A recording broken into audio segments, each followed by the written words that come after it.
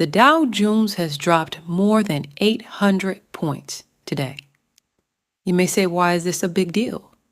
I mean, the stock market goes up, it goes down, it goes zigzag, it goes sideways, it travels through interdimensional portals, it comes back. It does everything except stay consistent. But the reason why I bring this up is because this 800-point drop is happening in a very, very uncertain time. I mean, we have the tariff battle going on. We have the big, beautiful bill that is debating that it could add $5 trillion to the national debt.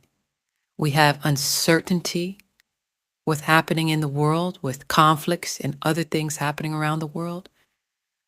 The environment with the dollar is more chaotic than ever because of uncertainty. You'll hear that word a lot because this is a moment in time of great financial uncertainty. And this 800 points drop is happening in that environment. Because this market is not a free market as it was in the past. It always had elements that it was influencing it. But this is a drastically different market than it was in the past. This is a market that now heavily depends on stimulus to constantly keep it going. But that propping up of this market has a cost. And that cost is passed on to the national debt. And that national debt is growing. It turns back into a feedback loop. Because why? The interest rate on that national debt is more than $1 trillion a year. So it starts to feed back on itself. It starts to devour itself.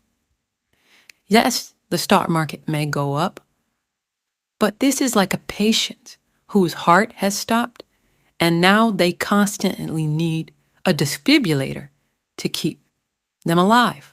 For those who are touting this as business as usual, don't understand the bigger picture.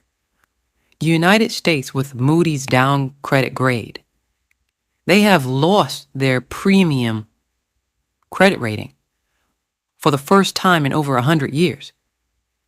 That's a big deal. They are being looked at now completely different than they were 50 years ago.